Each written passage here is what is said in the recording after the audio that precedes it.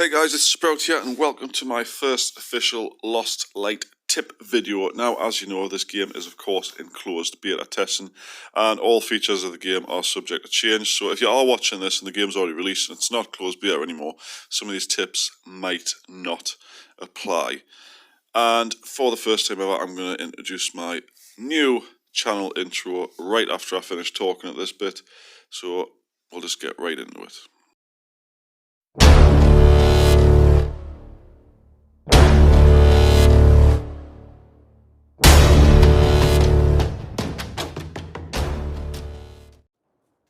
Right guys, coming in for tip number one is to know your gun. Now obviously on this game you've got SMGs, you've got sniper rifles, you've got shotguns, you've got assault rifles and you've got DMRs. There's lots of different variants of each gun, different iron sights, different sights and stuff.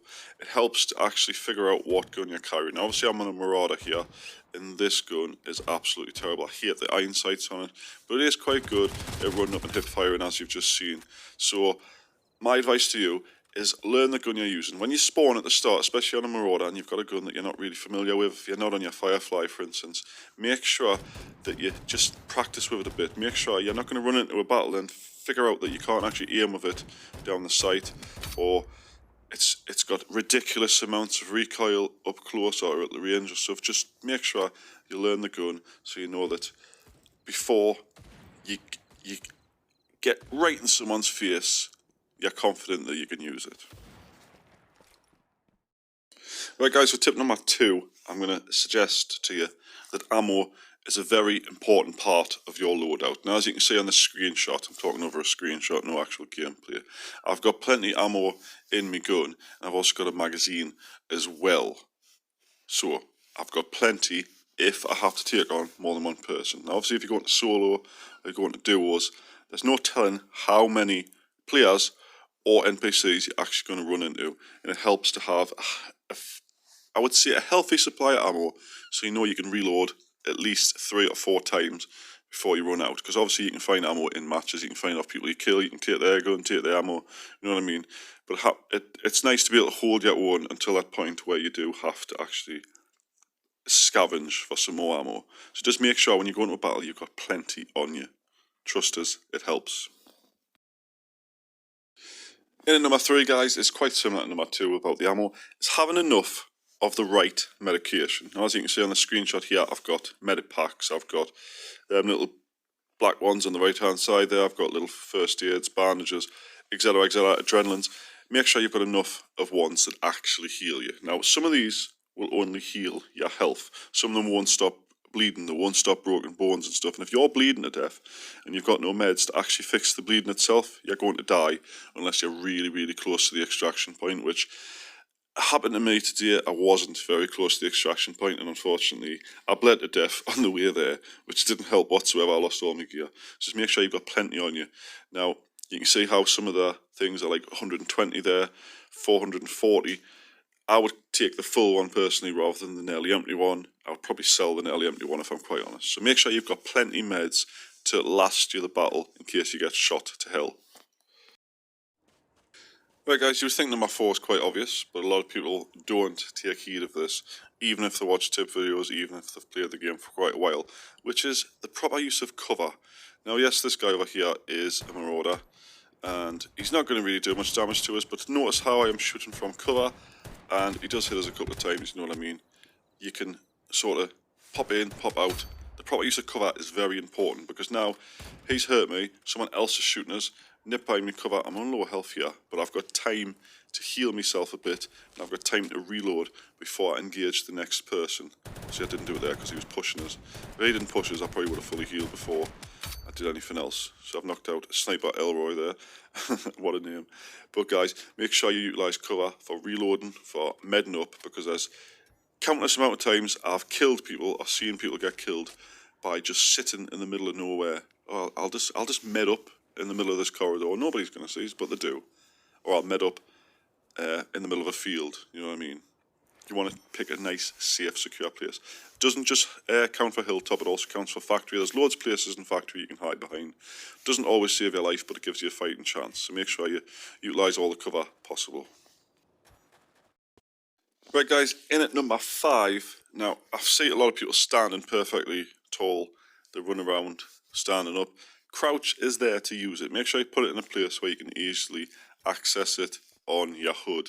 Now it's very useful in 2 ways. 1, you can move while crouching and it doesn't waste your stamina. 2, you can hide behind cover a lot easier like this. And actually 3 as well, you can steady your aiming a lot better while crouched, as you're about to see in this clip. Obviously I was standing up there because I was chasing them, but somewhere in this video, I can't remember whereabouts it was, I do crouch to utilise it. It was a bad example there because I didn't there because I pushed him, but I do it somewhere. But make sure you do crouch. It decreases your recoil in ADS. It decreases it when you're hip firing as well. Hip fire is a bit different. I tend to stand up with that because it's meant to be fast and stuff. But it's easier to hide behind cover. It's easier to regain your stamina if you are crouched. So make sure you do it as much as possible. Also, your cover's a bit better. As you can see here, I'm tap firing this guy from a crouch position, and the recoil is very, very controllable. So make sure you utilise the crouch. It will save your life.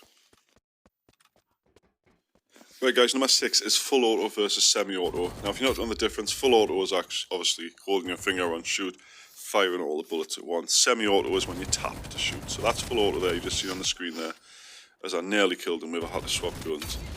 There's so many of them right there. It's ridiculous this on factory, I think. But anyway, tap firing semi-auto is obviously when you're firing one shot at a time. You're being very accurate. Now, I don't want to say one's better than the other.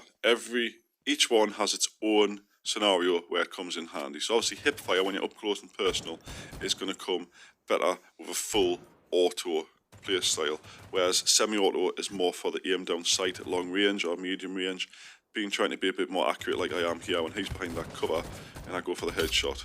So just make sure you learn how to do both to some extent where you're quite confident you know which one to use in certain scenarios. So if you're rushing someone or you're chasing someone like I am here, you want to make sure you're using the right technique so that you're not putting yourself in more danger by using the wrong one. For instance, I would not rush someone on this map who was shooting at us to hip fire them. I would probably shoot them at range like this.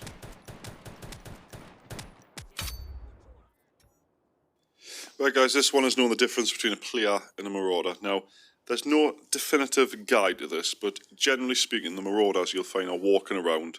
They're not being very fast, you know what I mean? You can tell a player will be sort of running quite fast, they'll be turning quite a lot. A marauder looks like an NPC guard you'd find on like a role-playing game where they're walking a straight line until they see someone.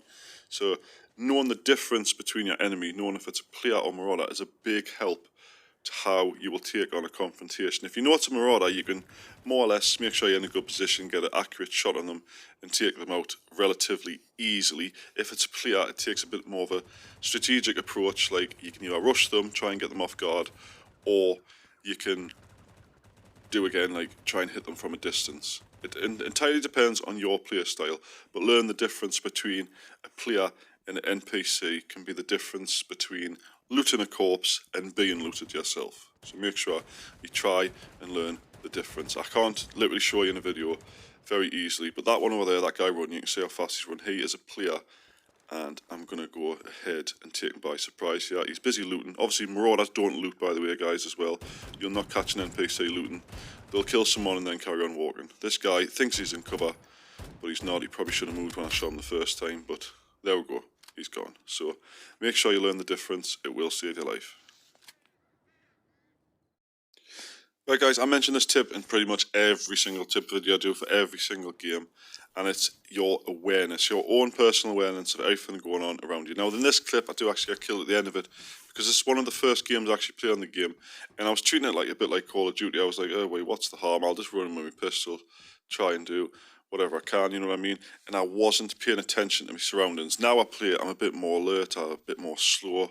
I look around quite a lot to make sure nobody's going to sneak up on us or get the jump on us, you know what I mean?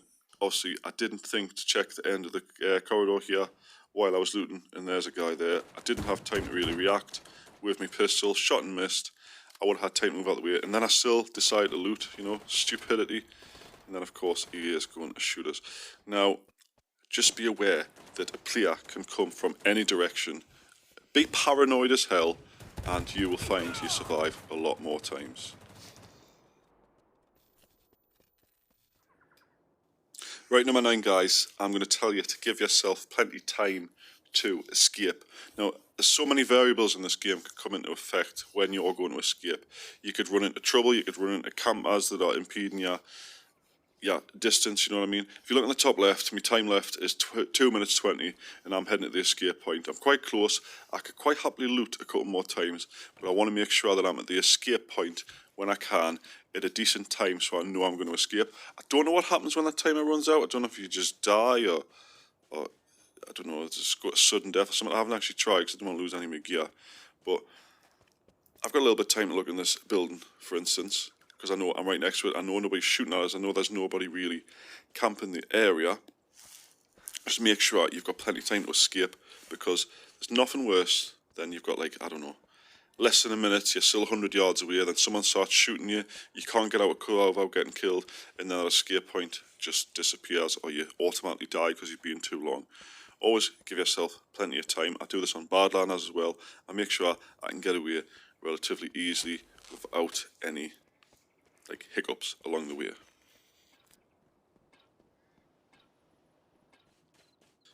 Right, guys, last but not least is your stamina conservation. Now, you notice in this clip I'm on the way to the escape point, and I don't ever let my stamina run out. If you're not sure what the stamina is, it's at the top left here where I've indicated. It's the one that's currently yellow. The top one's your breathing to do with aim down sight. That's a different story, and tell you that. But make sure you've got plenty so you can have a mad sprint for cover if you need it. You never know, and you might need the sprint, you know what I mean? You can't sprint forever. You do have maximum stamina, and if it runs out, you cannot sprint. You can only sort of walk, and if you're going to walk, you could get shot to death. So what I tend to do is I'll sprint for a bit, I'll get it to more or less on raid, and then I'll stop and crouch for a bit, just so that it sort of builds back up, so I've got time to make a mad dash for a bit of cover, or behind a tree or something if I really need to, or behind a door on factory, you know what I mean? You need to make sure you've got plenty stamina. Of course, obviously, when you're at the escape points as well, if there's a camper there and he takes you by surprise, I would much rather be able to sprint out of his way, or, you know what I mean? But you can also sprint around circles, people close quarters while reloading. I do it all the time. Right, guys, if you have enjoyed the video, please do hit that like button. Make sure you do hit that subscribe button. I'll also be doing several other guides and tutorials for the game as time goes on, of course, with gameplay as well. So I'll see you in the next one. Thanks for watching.